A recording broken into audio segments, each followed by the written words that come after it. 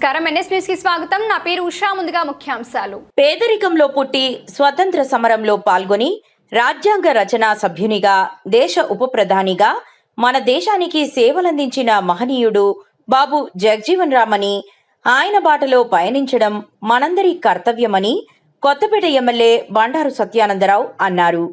బాబు జగజ్జీవన్ రామ్ 119వ జయంతి సందర్భంగా కొత్తపేటలో జరిగిన వేడుకల్లో ఎమ్మెల్యే పాల్గొని బాబు జగజ్జీవన్ రామ్ విగ్రహానికి పూలమాలలు వేసి నివాళులర్పించారు.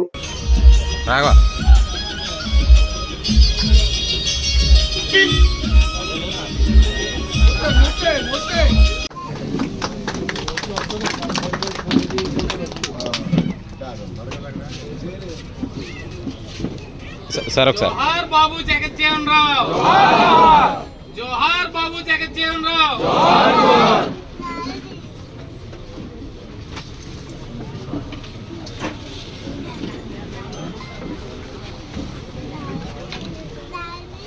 ఓకే సార్,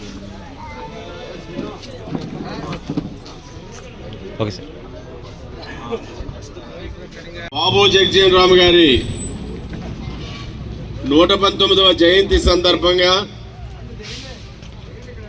జగజ్జీవన్ రామ్ గారికి ఘనమైన నివాళులు అర్పించే కార్యక్రమంలో పాలు పంచుకోవటం, నాకు ఈ అవకాశం కల్పించిన సోదర సోదరిమణులందరికీ కూడా నా హృదయపూర్వకమైనటువంటి కృతజ్ఞతలు తెలియజేసుకుంటూ ఉన్నాను.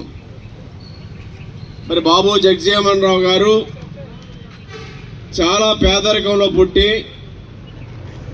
జాతీయోత్సవంలో పాల్గొని రాజ్యాంగ పరిషత్తు సభ్యుడిగా పనిచేసి భారతదేశం గర్వపడే బిడ్డల్లో జాతీయోద్యమ స్ఫూర్తి నుంచి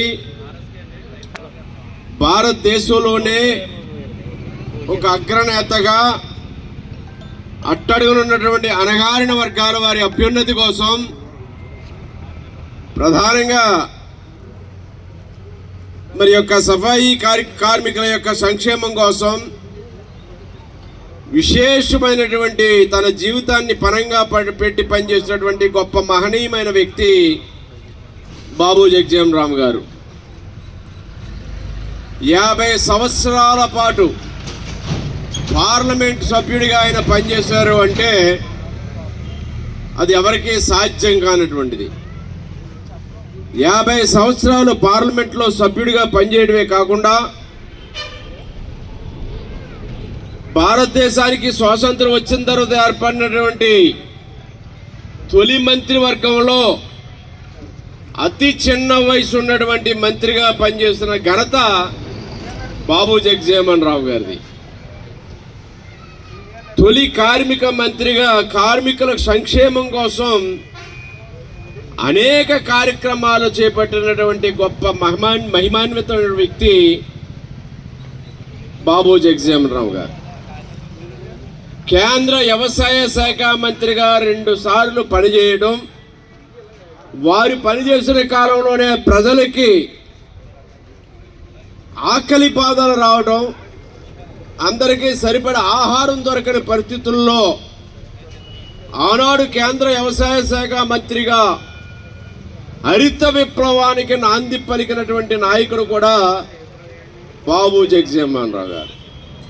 త్రుటిలో ప్రధానిగా అవకాశం కోల్పోయారు, కానీ భారతదేశానికి ఉప ప్రధానిగా ఆనాడు మేటి నాయకులతోటి నెహ్రూ గారు, ఇందిరాగాంధీ గారు, మొరార్జీ దేశాయ్ గారు వంటి గొప్ప వ్యక్తులతో పనిచేసినటువంటి గొప్ప నాయకుడు బాబు జగజ్జీవన్ రామ్ గారు.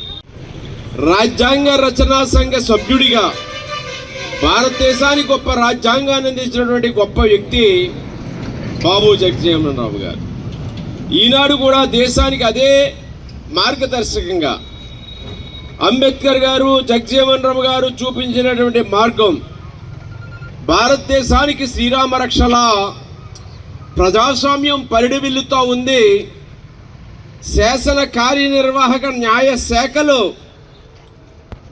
స్వతంత్ర ప్రతిపత్తితో వారు ప్రజల కోసం ప్రభుత్వాలని కూడా ప్రజలే ఎంపిక చేసుకుని ప్రభుత్వాలు దారి తప్పినప్పుడు ప్రజలే తమకు కావలసిన నేతల్ని ఎంపిక చేసుకుని ముందుకెళ్తున్నారంటే ఆ మహానుభావులు ఆనాడు అందించినటువంటి గొప్ప రాజ్యాంగం, దానిలో మన జగజీవన్ రామ్ గారు కూడా కీలక పాత్ర పోషించారు.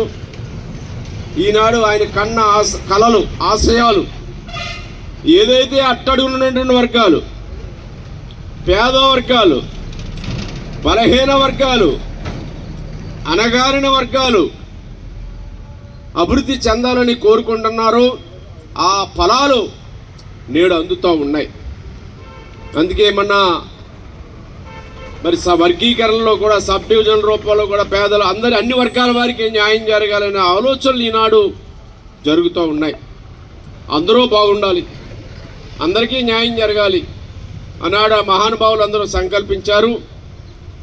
దాన్ని ఈనాడు ప్రభుత్వాలు, ఎన్డీఏ కూటమి, ప్రధానమంత్రి నరేంద్ర మోడీ గారు, గౌరవ ముఖ్యమంత్రి చంద్రబాబు నాయుడు గారు, ఉప ముఖ్యమంత్రి వర్యులు పవన్ కళ్యాణ్ గారు వారి యొక్క మార్గదర్శకంలో ఎన్డీఏ కూటమి తరపున కేంద్ర రాష్ట్ర ప్రభుత్వాలు ఈ యొక్క అందరి అభివృద్ధి కోసం, ప్రధానంగా అట్టడుగునున్న వర్గాల వారి కోసం అనేక కార్యక్రమాలు చేపట్టి ముందుకెళ్తూ ఉన్నారు.